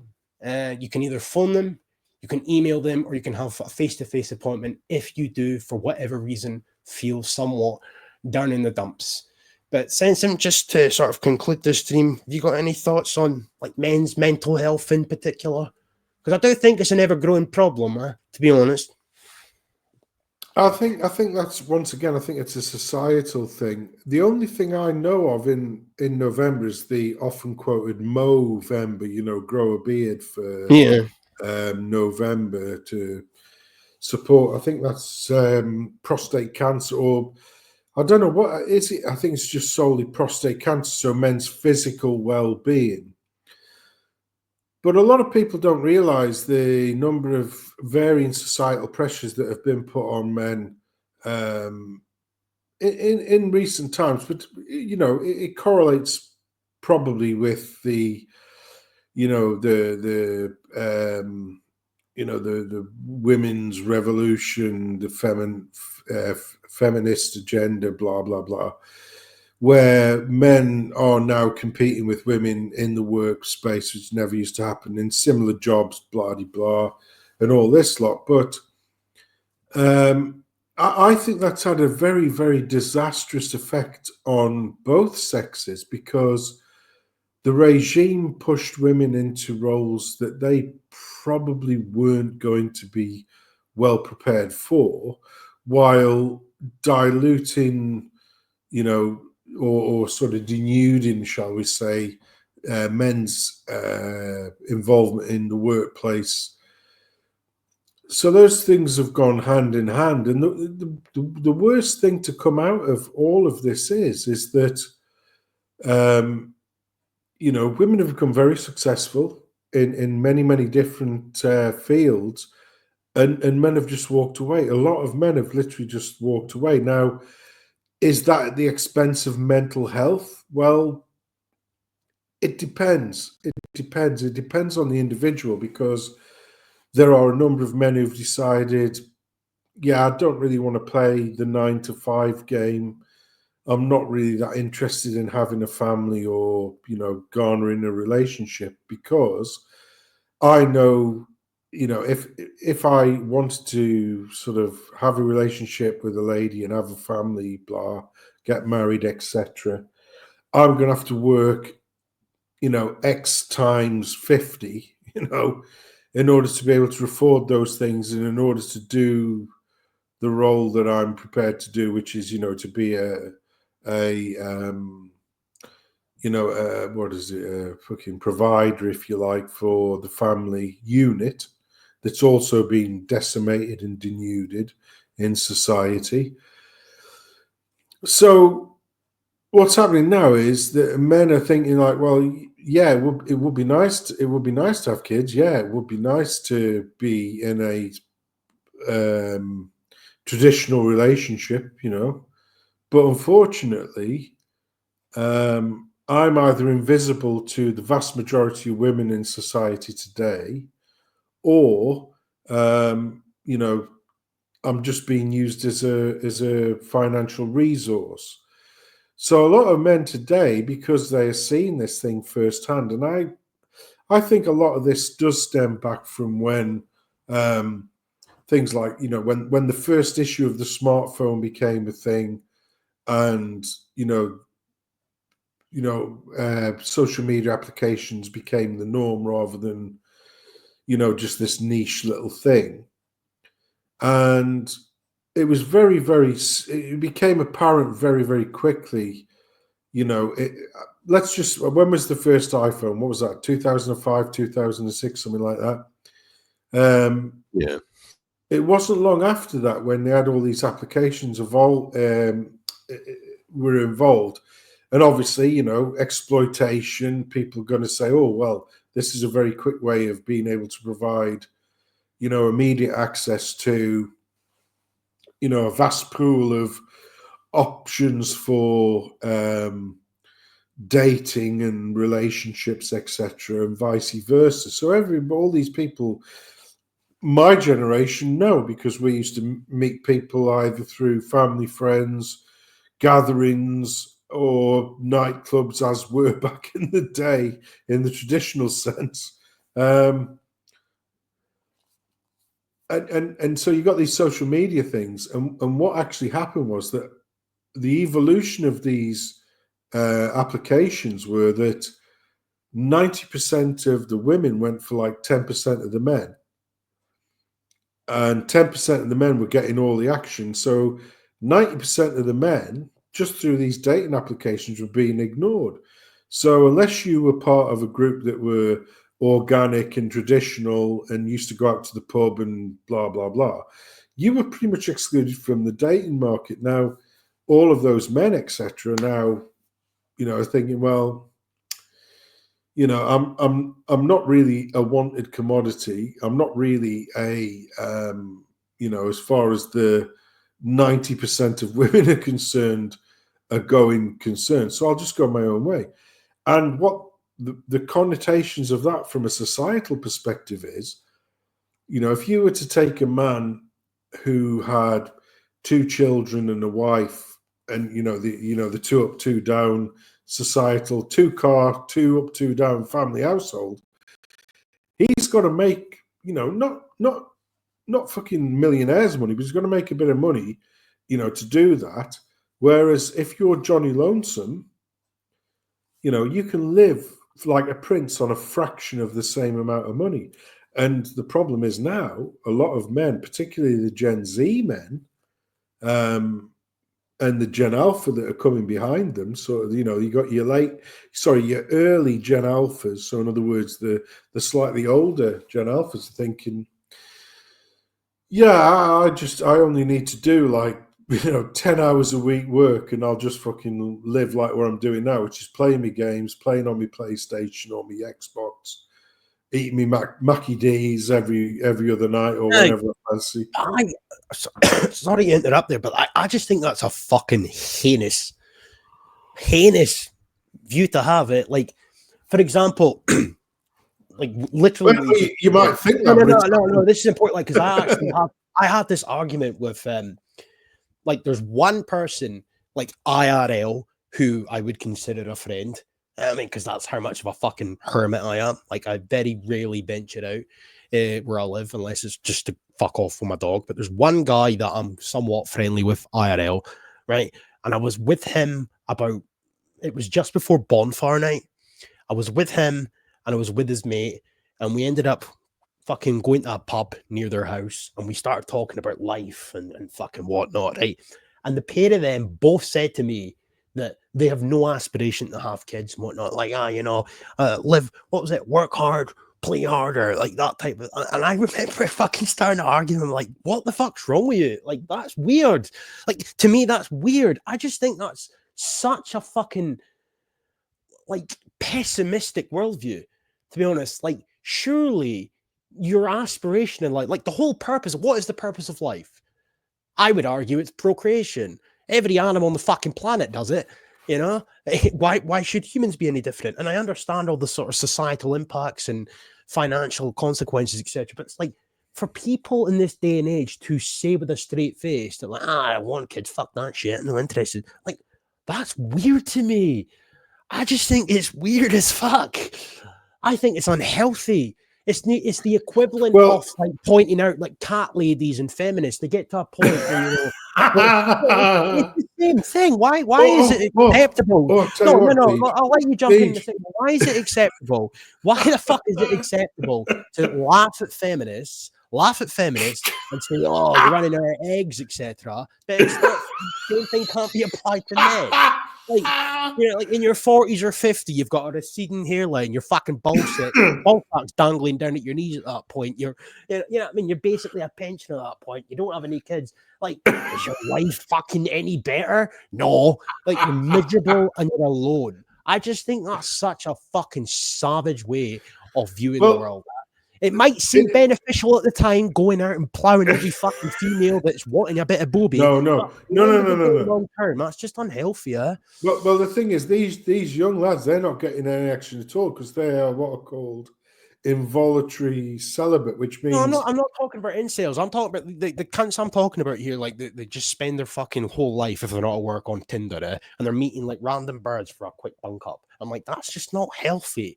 Well, it's not healthy. Pleasure. It's not healthy, but let's do a deep dive on this one, DJ. Seeing how I've got a few more miles under the clock than you, but let's just say, you know, okay, you get in a relationship with a lady, which is wonderful. It is really. I'm the first person to say it is wonderful. Yeah. Now, you do let's just say you do things around the right way. So you get married first, then you decide to have kids. Yeah. So you've done all the right things, and then you're making bank to provide for the family and the children and blah, blah, blah. But the way society exists now is that one party in that partnership, shall we say, hence why the term partner, which is a horrendous term. I would never ever use that to describe my relationships. I would say girlfriend, boyfriend, fiance, or husband and wife. I would never ever use the term partner, because that was only ever brought into the conversation to appease the fucking same-sex marriage cunts, basically. You know, the mentally deluded. So I would never say that. But however, well, put it this way, if you were going to go into a business, right, with a business partner, and that business partner was incentivized to terminate the business and they'd get all the fucking spoils, there's no person on this fucking planet would ever enter into that business agreement. And yet that's what a modern day marriage contract is, you know. And this is particular in the West and the wider Anglosphere, whereby you enter into a marriage, a contract of marriage. That contract isn't with you and your spouse, the person who you love. That contract is with you and the state. So if the other partner decides to fuck around And, so even if they're at fault, and you happen to be the main earner of that situation, even though you have no fault whatsoever, they've wronged you, you're still liable for child support, alimony, all of the wrong things. And the hell of it is, the younger generation, particularly the late Gen Z and the Gen Alphas that are coming through now, they are seeing these reports and they're saying, well, in the majority of cases, because that tends to be where the earning capacity is, but not always. Not always. If you look at the likes of, fucking Cardi B and all them, they've all copped for a bit of a slap in the face with the alimony payment, shall we say. But generally, it's men. And a lot of these young men are looking at this and saying, yeah, fuck that for a game of soldiers. Why? First of all, why would I want to sort of fucking go out there and make an extortionate amount of money just for it to have it stolen from me? Because that's what it is. It's theft. It's legalized theft through alimony and or child benefit payments, when I could earn, like I say, significantly less than that and live like a prince if I'm on my own.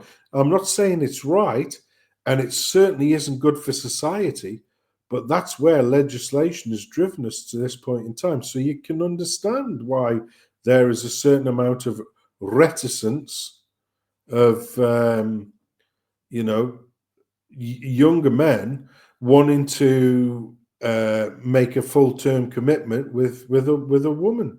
It's I get that, but marriage isn't what I was getting at. It's just, you don't necessarily need to be married in this day and age. Like, I mean, times have fucking progressed somewhat, whether for better or for worse. But it's just like there's no people in this day and age, like their life ambitions, it seems to be less focused on, irrespective of what career I end up with, irrespective of where I end up living and whatnot, I want a family one day. Like, that just seems to be out the question at this point. Like, it's seen as a burden. I understand the sort of societal constraints, whether it be financially speaking or otherwise, but it's not exactly easy in this day and age to get onto the property ladder and all the rest of it. And having a child is financially, it's a burden in that respect. I get it, but it's just like it just seems to be there's so many people that I know who, in my age bracket, as the same in my 20s, they just it never seems to cross their mind. They don't give a fuck. They don't want it, and I find that baffling, to be honest. I would love nothing. I'm not even talking about the American concept of like the white picket fence. Fuck all that cringe. Fuck that. But I'm talking about like having a bird and or a wife if you fucking want, and having a couple of kids and living your life until your dying days. That is a dying concept, And I think, and I could be wrong here, but No, I think, it is. arguably You're right. speaking, there is definitely an argument to be made that the decline in that mindset correlates directly with the increase in men's mental health. Sorry, I think that's true, and the main reason behind that is something called hoflation. Have you heard of that? Hoflation. No, I've never heard that term. Well, do you know what the term of HOE is? 304 HOE, ho, as in the garden tool, ho. Yeah. Hoflation. Do you know what a hoe is? Yeah, it's like ho, a hoe. Shima ho. Well, hoflation is basically that in the current climate. No, a hoflation. Yeah, the current climate is that a ordinary man will have to put in 5 times more investment into a woman, or 10 times more investment into a woman who's 5 times less valuable than their grandparents. So, like I say, if you think in terms of grandparents or great-grandparents, the men and the women were pretty much on an even keel societally, demographically, and also, being exposed to the same societal conditions. And so those people used to hook up with one another. You know, they used to hook up and get married. Hoflation now, particularly with the likes of dating apps, is that you've got some absolute fucking dragons and demons out there. You know, like fucking, what's it called? Gorlock the Destroyer, that fucking trans cunt, fucking evil.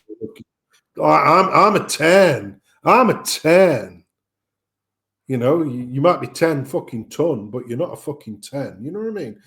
That's where you have to go. So you've got the likes of Gorlock the Destroyer out there, and you've got Joe Plod, and it's like, you know, what am I going to do? Like spend fucking even more resources and energy on something or someone who values me 5 times less than my grandparents, who through hypergamy, you know, will jump ship as soon as something, a better alternative presents itself. And this is what's actually happening. You know, this is the whole thing which is called monkey branching, and this is all stems from hypergamy. And this is where you get comments like, you know, when you see these, you know, whether they're parody or not, things like starter marriages. That's a new thing now with these fucking evil demons. You know, oh, he was my starter marriage.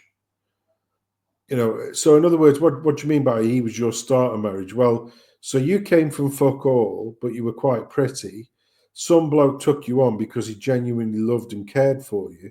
You fucked him off, took all of his resources, and now you're back on the market, plus his wealth, etc., looking for the next upgrade. Or even worse, like, you know, these women string people on, knowing full well they've got alternatives in the background, because they won't jump ship when you're the only person in their lives. But if they've got a better alternative, you know, like say it's monkey branching, isn't it? They're holding on to you, but they're holding on to the branch to the next fucker. And as soon as that fucking thing severs, they swing over to the next. Sorry. What's this, Gigi? What's we got on here? No, that's my outro, mate. Oh, Keep right, going, okay. sorry.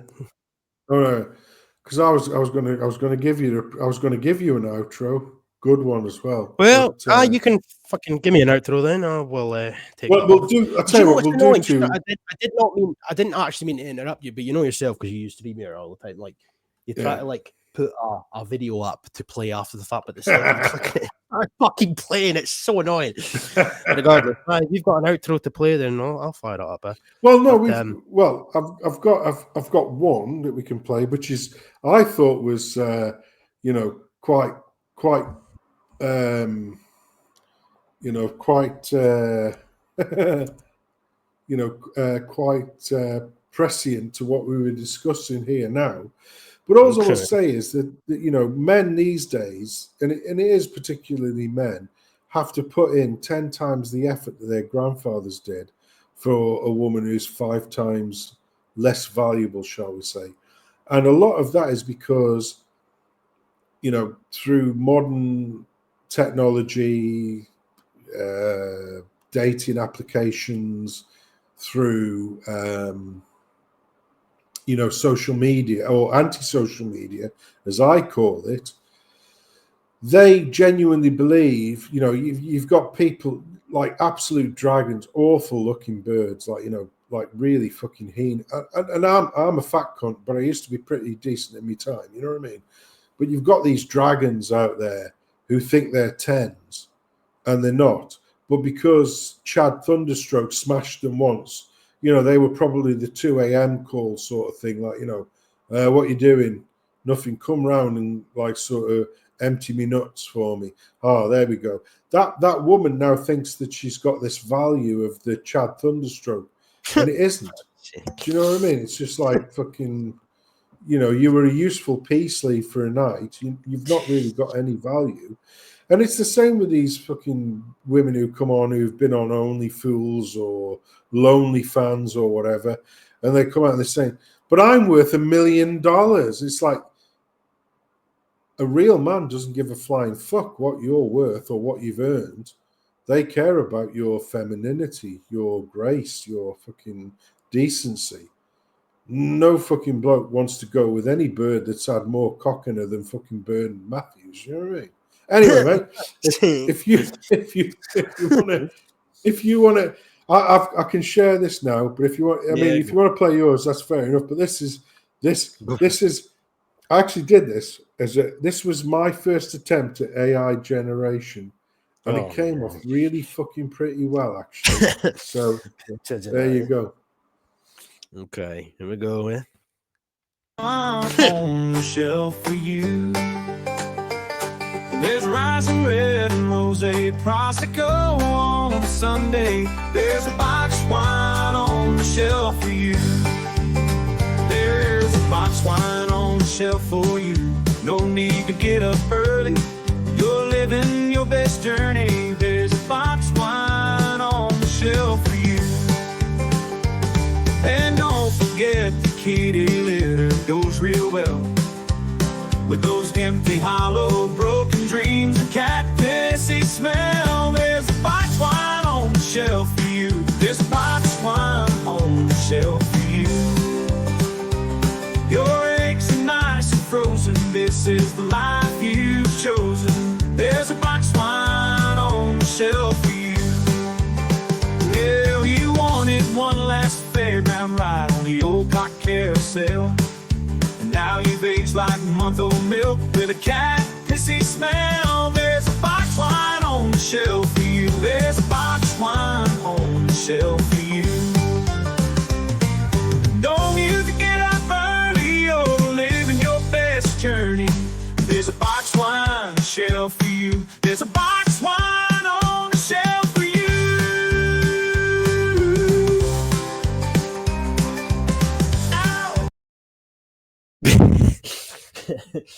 I'm not going to elaborate on who this reminds me of, but you can use your imagination. But before I play the rest of this, I will let this put yours on now, mate. No, okay, you fucked up. Fair enough. Before I do, because because the last time we did this sort of pre-recorded thing, I played that out and then I fucked off, and I'm gonna have to do the same again now because my wee doggy Wuggy needs to go out. Oh, he's lovely.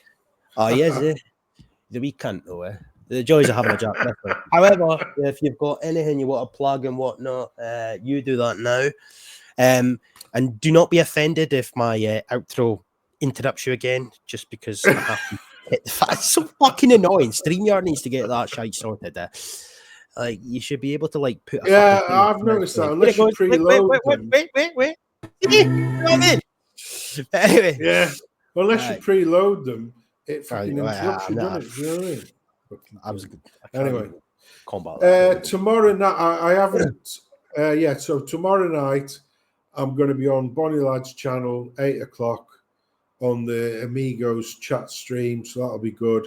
And then on Monday night on my channel, I've got William as a guest on. We're doing the Alien Chemtrail stream, which should be a good laugh because, like I say, the big ticket item. I mean, if you imagine in the 70s, 80s, 90s, people saying, there's aliens here. Ooh, there's fucking aliens here. It would have been world news. After the fucking scamdemic of 2020 to 2022 and the other useless shit that's occurred since then, aliens are coming. People are saying, yeah, give a fuck. I'll vote for them if I get the chance instead of these cunts we've got in power now. Nobody interested. Anyway, so that'll be me Monday night. Me and William on my channel, 8:00. So cheers for having me on, Deej, and all the best. I will put your channel link in my description before I fucking post this. But adios, mate. There's no point hanging about backstage. I'm going to play this, then take my dog out for his final shite and piss of the night. But thank you very much for coming on. You take it easy, my friend. Until next time. Adios, amigo.